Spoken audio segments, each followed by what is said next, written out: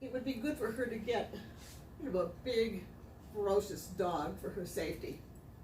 One day she came home from work and she found that her dog had a rabbit in its mouth. And she was like, the lady next door raises prize rabbits. She was able to get the rabbit out of the dog's mouth and kind of clean it up, and she thought, well, maybe it's just unconscious. So she went over to her neighbors and she found an empty cage and she put the rabbit in there and went home. When the neighbor came home, she heard the neighbor screaming, and she innocently went over and said, oh, what's the matter? And the neighbor said, my rabbit died 3 days ago, I buried it, and now it's back in its cage. On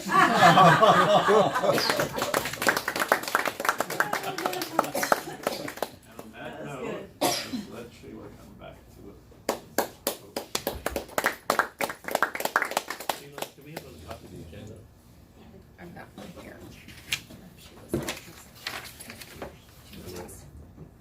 Sorry. Thank you. Everyone else has one, right? So today I had no idea I would be emulating Tim. We're talking about words today and their meanings and the way they are being changed in the political realm specifically. So the existential had come from the political round, but the reason I really wanted you to explain it was more because this morning in a man that I read that does writing, devotional kind of writing, he talked about existential. He used the word. And I thought, okay, I don't understand that very well. So soon I will understand it better, I'm sure. Our first speaker, let me move on so we kind of keep our meeting on track and I can fill in with words later. So our first speaker is Carol. Carol Stead's speech is an elective from Project 3 of the Innovative Planning Pathways. The purpose of the speech is to practice using descriptive language, which she's wonderful at, with adjectives, similes, metaphors, and hyperbole. The title of Carol's speech is The Persian Chronicles.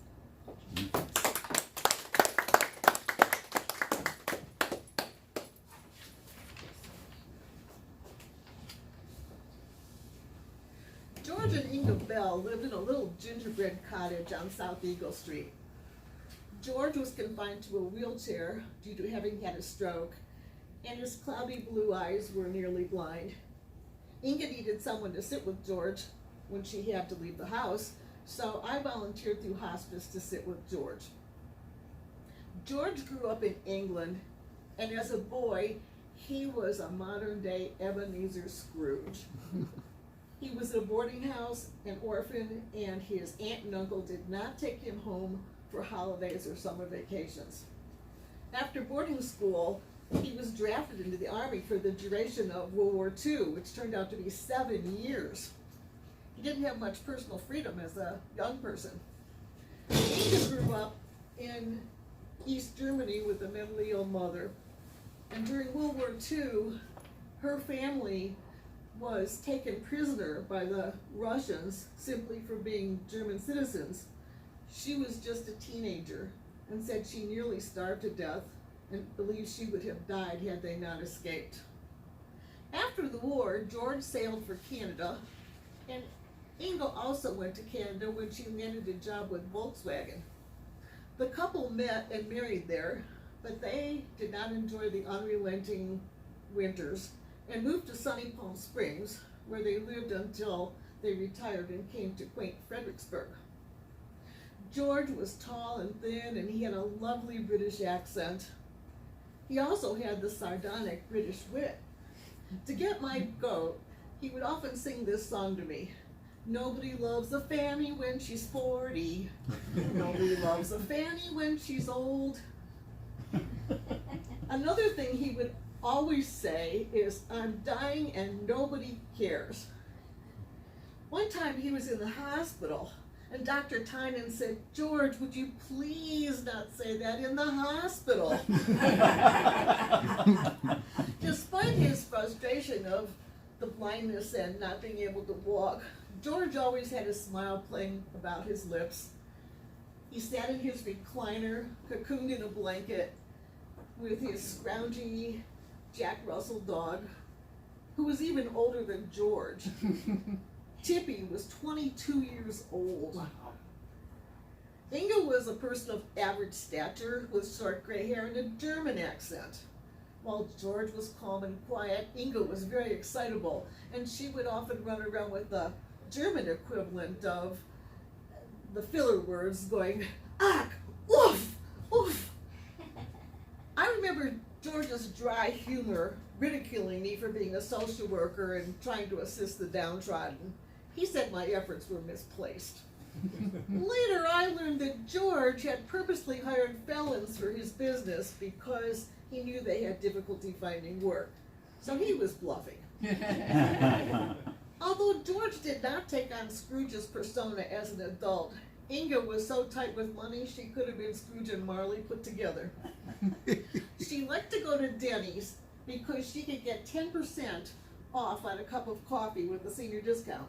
What, like a dime? And when we went out to eat, she would always ask for a box before her meal came. And she would divide the meal in half, even if she was hungry enough to eat the whole thing, and take half home, because she never forgot about being hungry. My husband reminded me of another funny thing. When she could no longer drive, she decided that maybe GM would be interested in acquiring her 1970s Pontiac, and that they would pay her a lot of money for it and put it in a museum. When that didn't work, we suggested that she donate the car. So she had it appraised for that purpose. When they told her it was worth $2,000, she sold it instead. George died 5 years ago, and Inga too. The couple did not have family in this country, but there were benevolent couples that helped them through various agencies, and then eventually the agencies fell away and the friendships continued. They did not have biological children, but they had us. People who were the ages of the children they would have had Inga not had kidney disease. We treated them like they were our own parents. We had holidays together, we exchanged presents, and Inga made delectable German desserts. After George died and Inga was approaching 90 years old, Inga asked each of us what we might like from her home. Well, one's immediate reaction is, "Oh, no, don't talk about that." But that was a positive for Inga, to know that the things that she loved were going to be with people that she cared for. I requested the exotic Persian carpet. Perhaps I thought it would be magic. After Inga died, I did receive the exquisite carpet and a few other things, such as this posh pocketbook. Now, I can be Queen Elizabeth anytime I want. My friends began calling me an heiress.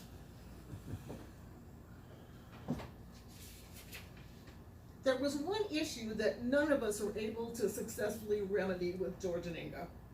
They were confirmed atheists. Oh, they had read the scriptures, but they did not believe a word of it. Though we considered ourselves the t-shirt people, as Vlad would say, the t-shirt holders, we were not able to convince them. It was like trying to sow seeds in West Texas in August.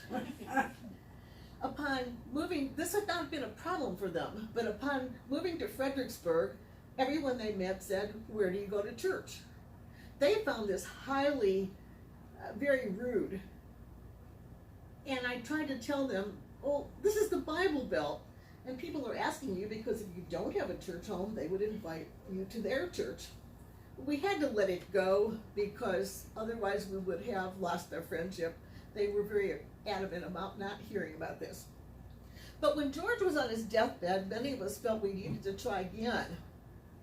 George told me that even if he were to change his mind at this late day, he was not about to jump on the train at the last minute. I said I would jump on and hold it with both hands, but he just shook his head no.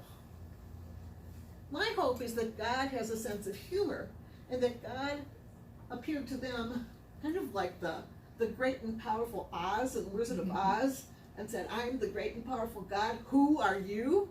and that maybe they were able to answer, "We are the small and humble," and admit that they were wrong.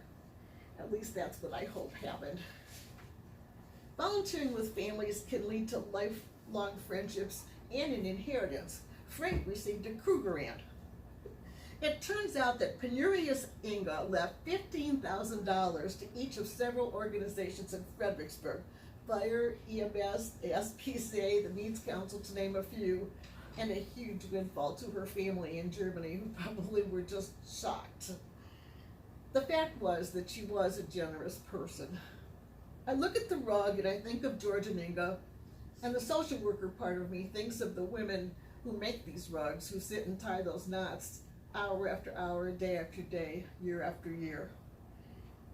When I look at it, I think of George and Inga, and I will always remember them.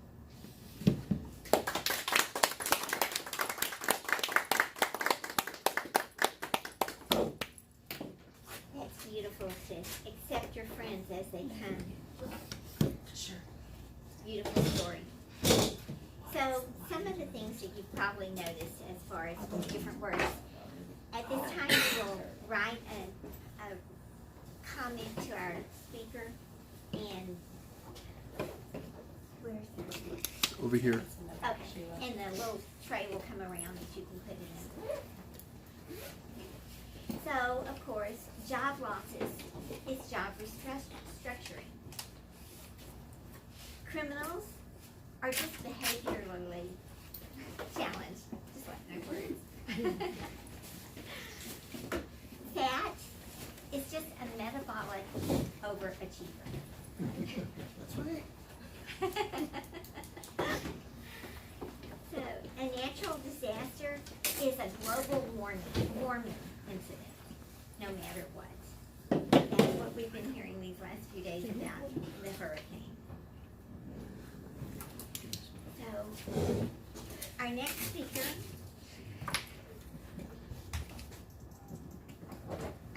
is Linda Williams. Linda is delivering a speech about experience of developing and implementing a plan for a small-scale project. She chose a recent trip to Warsaw, Poland as her project.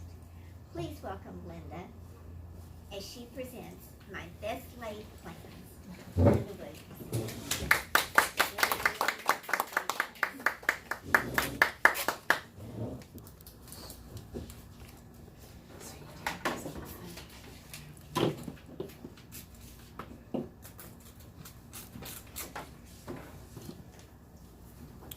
You're live. Ralph Smedley famously said, "We learn best in moments of enjoyment." Ralph Smedley is the founder of Toastmasters. I have to say, Toastmasters did it in spades when he developed the project that I'm working on today. I had so much fun planning our trip to Poland. Now, I've helped to plan trips before. Tim and I worked together. He works on getting the tickets, he gets the hotel arrangements, he makes the overall plans, he picks the spot, he does all those big things. I like to work on the little details of what we do from day to day.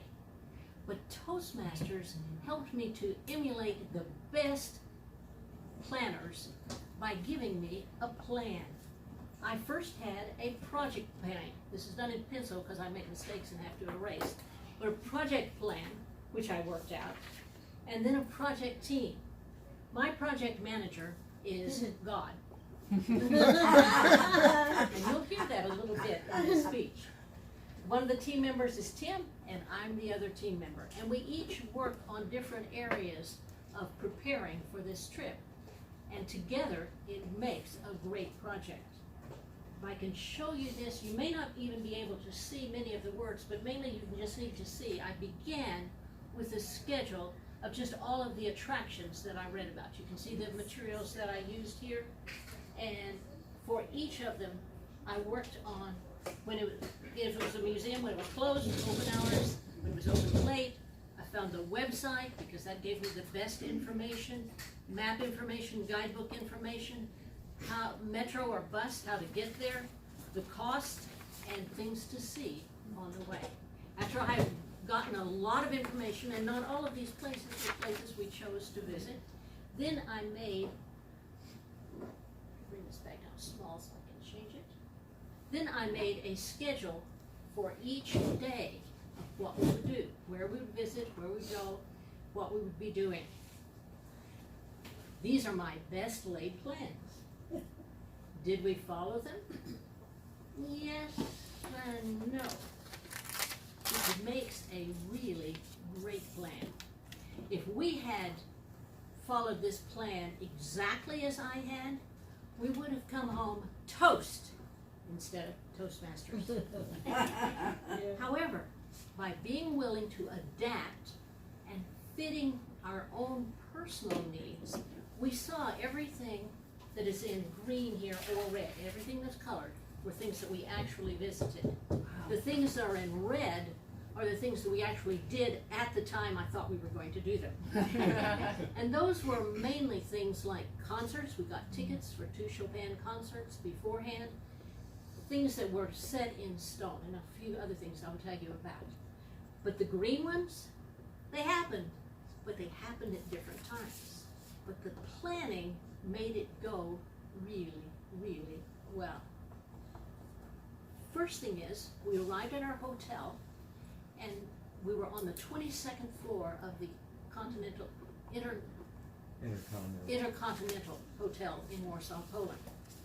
This is the Palace of Culture and Science, a relic from the communist days, a gift from Stalin. Not all of the people of Warsaw are grateful for this gift, but it has become a landmark in Warsaw. And this particular building is just across the street from our hotel. Many people take the elevator up to the 34th floor to get a good view of the city. We were already on the 22nd floor, and all we had to do was take the elevator of our hotel up to the 43rd floor, where the gym was, to see an even better view. I knew that because I'd planned, and we didn't waste our money or our time standing in line at the Palace of Culture. So my plan was, we were going to get on the tram, which you see in the picture here, because on Fridays and Saturdays, they had a special tourist tram that went across the river around part of Poland that we would not normally see, and then back around to a place that we wanted to see. I said, wow, we can take the scenic way. This is a really cool idea. So we went to the train station, just half a block from where we were, and jumped on the tram and took off. Only problem was, that tram, as I had been reading about it in my guidebooks, was just called T. I didn't know there were other trams. I could have done a little better research here, because after we got to the point where we were supposed to turn, we turned the first time, but then we were supposed to turn back this way, but it turns out we hadn't turned left, we had really turned right, and we were going farther and farther from our destination. So I had to revamp, and we jumped off the tram, got on another one, and got back to our destination, which was Old Town.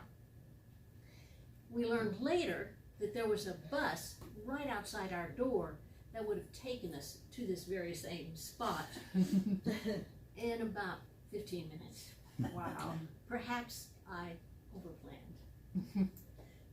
The Old Town and much of the downtown of Poland, 85% of it was destroyed during World War II. What you're looking at is a reconstruction from pictures, paintings mainly. Is that amazing? This tall statue, the Zygmunt statue, that was in pieces all on the ground. The royal palace, totally leveled. So it speaks amazingly of the Polish people, that they rebuilt all of this. But we saw not only the normal touristy things. Back in a little alleyway, I discovered that there was a statue of an insurgent, but the little insurgent. This is a little boy about 12 years old who helped in the war, just a representative of it, helped in the Warsaw Uprising by carrying letters around. He's shown with a rifle.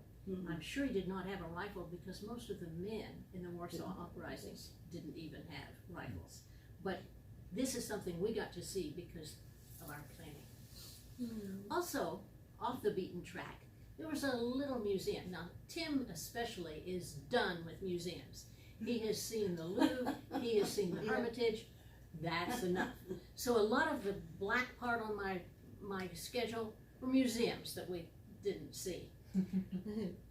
However, this museum we went to was a little gym, a little tiny museum, just a couple of rooms. But it was Marie Curie Museum, and I very much wanted to see it. Well, Tim was able to see that in about 3.5 minutes. But he was so kind to sit and wait while I wandered about the museum and got to know Marie. And it was just an awesome experience. If you can see, she's over in that rocking chair in the back, and she's watching me. On the next day, Tim had an idea, not in my plan, but did I say no? I said, why not? What we did, we jumped back on the train, that tram thing the day before. We had seen a really nice park, and we like parks. So we jumped on the metro, went all the way across, walked through the park, and I had read that there was a ferry, a free ferry, that went across the Vistula River. And I said, let's walk back there. Wouldn't that be fun to take that ferry across? Well, now here's where God comes in. We managed to get to the beach. This is a free ferry. There's no place for it to land or anything. It's just the beach. But there was one little sign right there that said, wait here for the ferry. Fortunately, part of it was in English, so we knew. And a ferry came in just about 3 minutes. After we got on the ferry, the gentleman picked up the sign and put it on the ferry. It turns out we were the last ferry of the day. If we had arrived 15 minutes later, we would have been wandering up and down that beach, wondering where we were and where we should be. God took care of us and got us on that last ferry.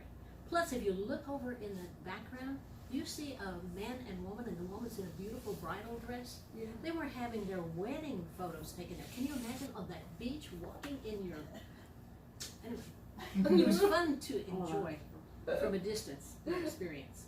Of course, we did not even need to schedule this. We always do this. A selfie of Tim in Doyle's hat.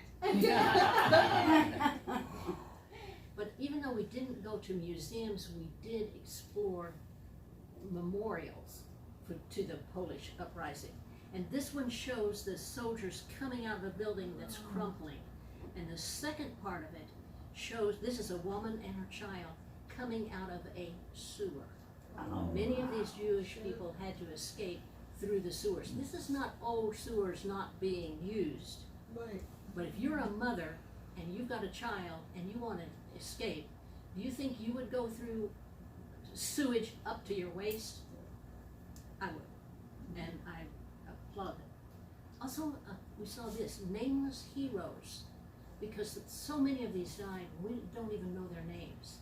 But if you see there, you see the picture of a person, the families are putting up pictures so that they won't be nameless anymore. And let me read for you this. Each and every inhabitant must be killed. This is an order given jointly by Hitler and Himmler, August 1st, 1944. Taking prisoners of war is not allowed. Warsaw is to be obliterated as an example, being a deterrent for the whole of Europe.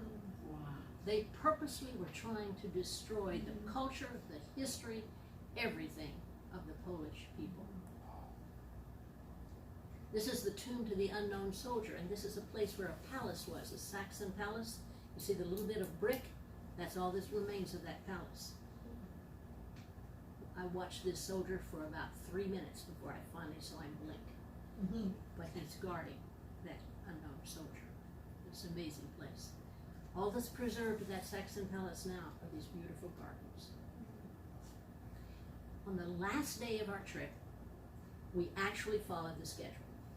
Except for a little detour before. As we were walking to the metro, Tim said, you know, Linda, I've read that there's a section of the original ghetto wall. Let's see if we can find it. I said, sure, let's do it. I love it. Exploring.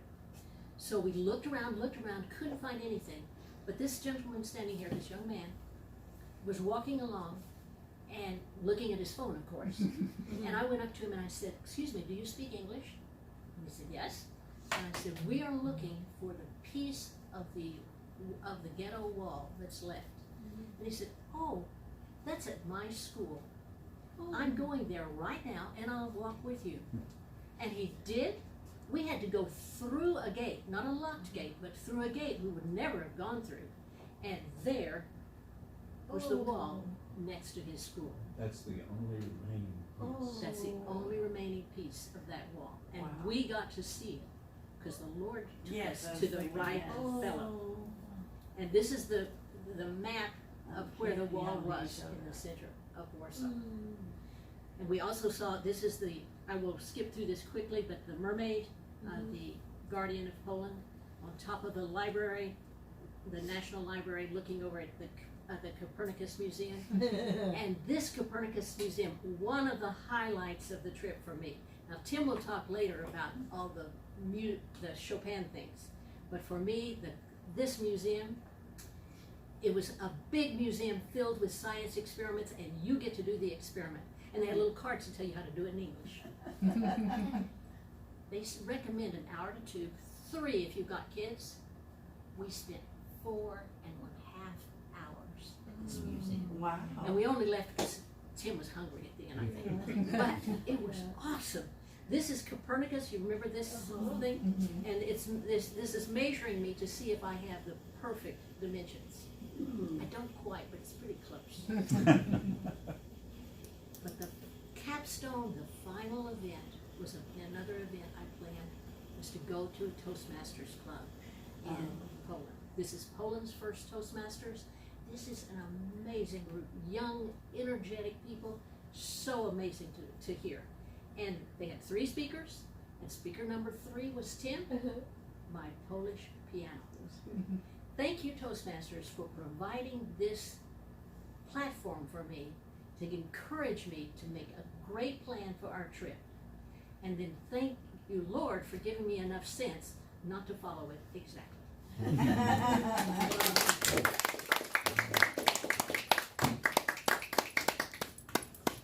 And again, if you will fill out your comment card for Linda, and those are treasures that people, I keep my comment cards and read over them when I need encouragement. The unemployed are economically inactive. Robbery is wealth redistribution. This one, vomiting, is unplanned re-examination of recent food choices. So there's a lot of fun with some of the things that they're doing. If you are confused and you don't want to insult anybody and you want to use the right words, Microsoft Word has come out in June with a part of their new system that will evaluate your writing and change the words so that you are politically correct. That would be disconcerting. Our next thing to have done, to do, is table topics.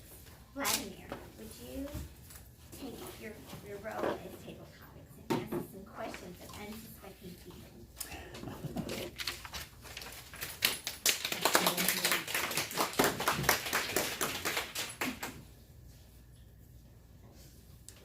Sorry.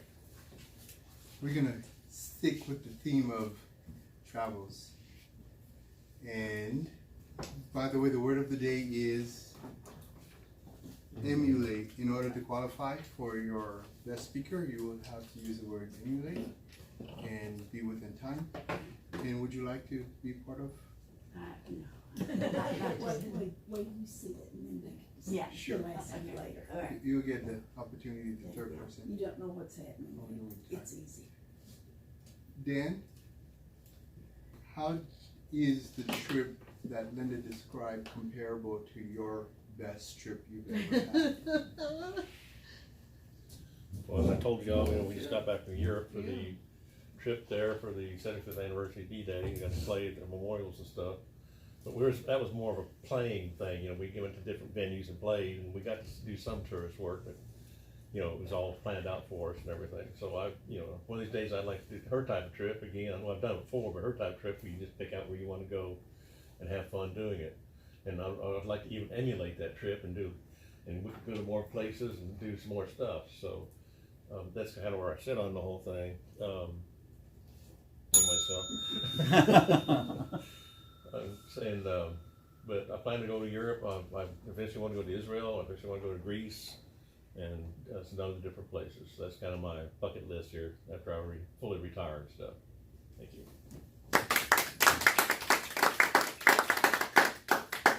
Doyle, about Carol's speech, what is the most difficult relationship dynamic as it relates to faith that you've navigated?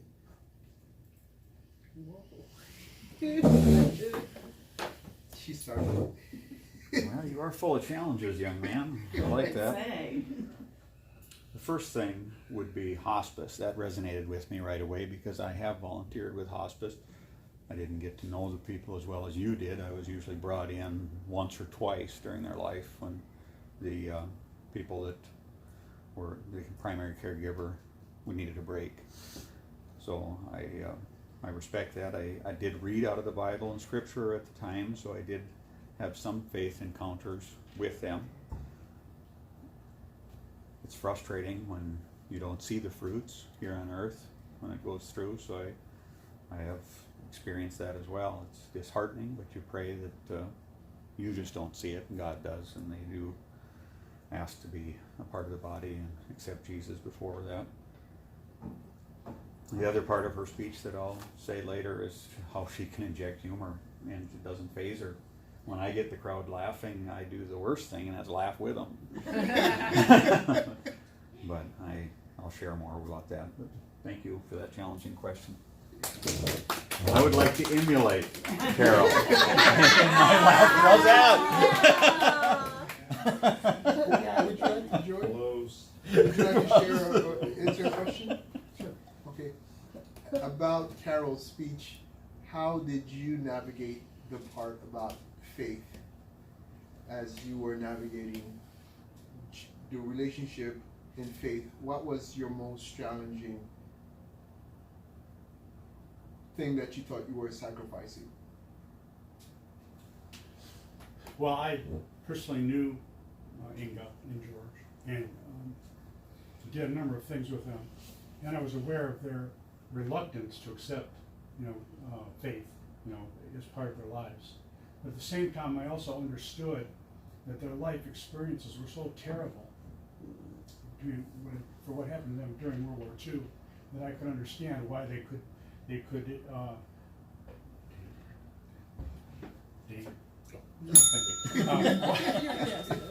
why they would have difficulty in accepting that there was a God, that because of all the things that happened and things they saw and the things that were done to them or they were forced to do to others in that experience. So in terms of emulating, their actions is something I would not want to do. Not to emulate that. And again, as we said, we prayed for them to see at the end. Thank you. Thank you. That's okay. All right, go ahead. Yeah, you can do it. You are a retired person and you're interested in keeping your life active. You're doing Toastmasters. You're thinking Toastmasters will do what for you? It'll challenge me to learn how to speak in front of larger groups, and I also I did a lot of research work in my career, and so I like that. So it sounds like you have to research your topic, so it kind of helps you to challenge and your brain and keep it supple.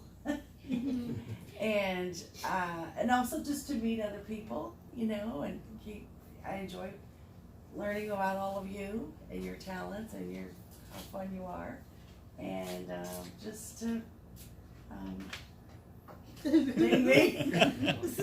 We don't need Oh, I see.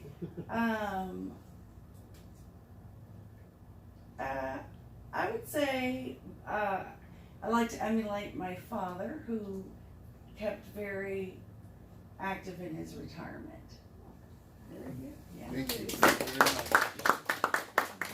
With that, I will give you back to Now we get to vote. So now I'm going to recall the general evaluator for the rest of our meeting, and that would be Tim. Is that- Just these. of the things did- Let's get Doyle up here to evaluate Carol and her speech. Let's welcome Doyle.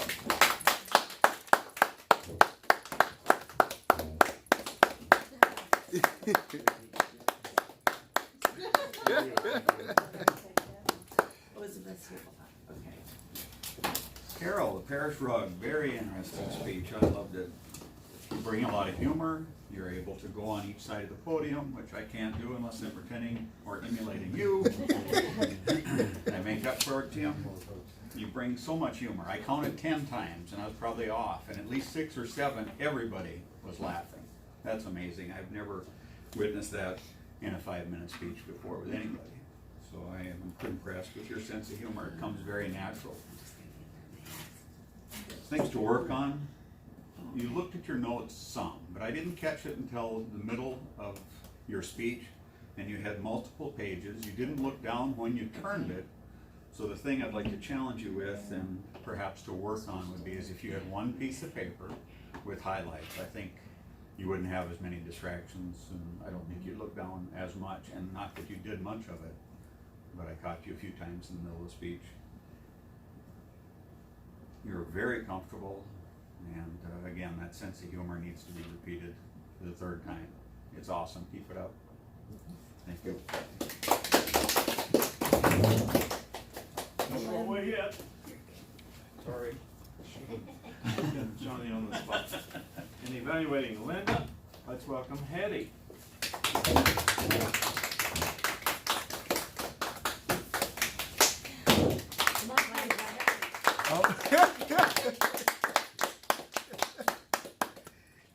Thank you for that wonderful applause. That's why I come to Toastmasters. Linda, as long as I've been in your club, every time I evaluate you or anybody else, they always said, speak a little louder. I want to congratulate you this time. I thought you spoke loud enough for all of us to hear.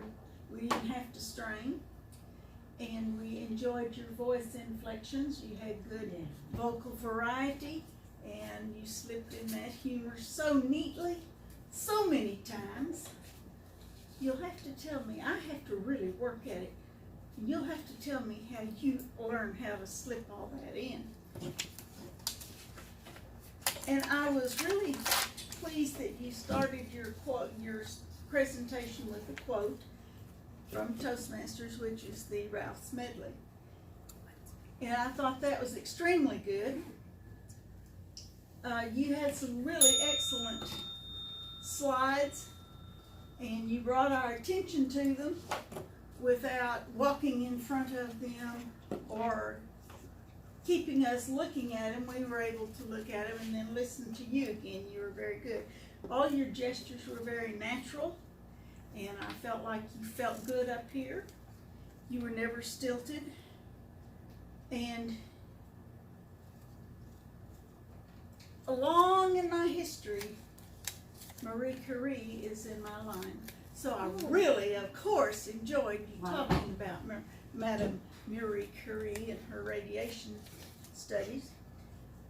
You ended with humor as well. You started seriously, put in a little bit of humor, and then sprinkled it very well throughout, keeping our interest the whole time. We want to really stay focused on what you're listening to.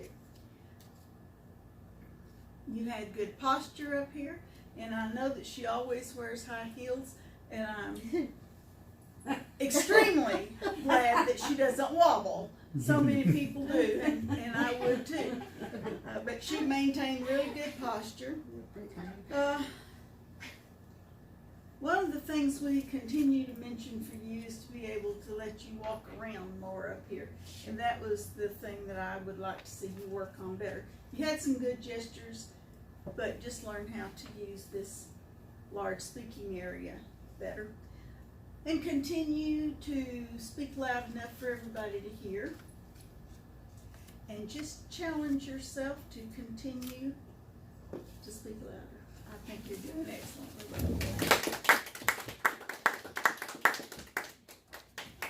Thank you. Let's get some reports from our evaluation team, starting with the grammarian. Could I have some applause?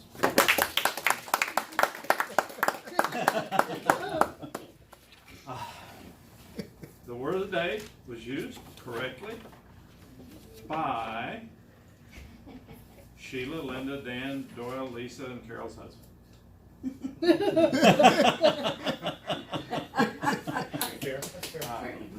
My nickname for him is Appendage. Make sure you use the proper, in the proper sense of the word. Absolutely. And I know how this appendage thing works. Wherever she goes, well, you'll probably find me about 3 steps behind, trying to keep up. Everything you had in your list was notable. I latched on to metabolic overachiever. That could identify with that a little bit. Carol, you had some choice phrases in your speech, but what stuck out for me was Scrooge and Marley put together. That was really meaningful. So, good use of the word of the day, correct use of the word of the day, some really notable uses of the English language.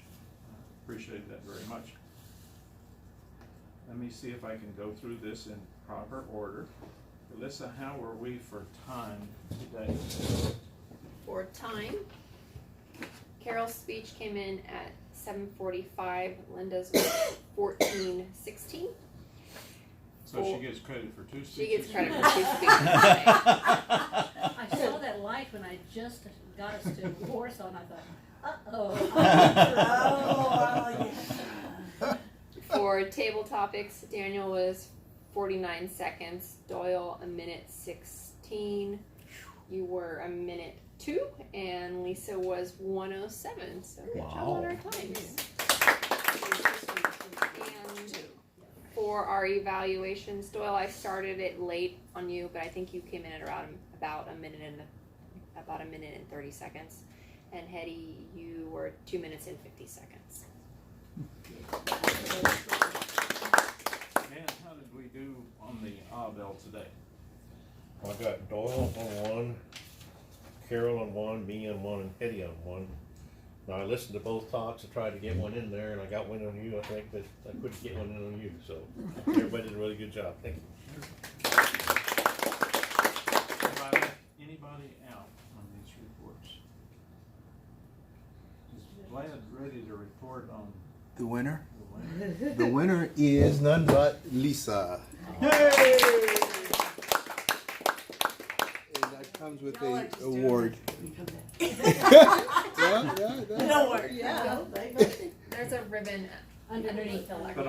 I'll let Sheila Okay. present that to her, and then I'll relinquish the podium.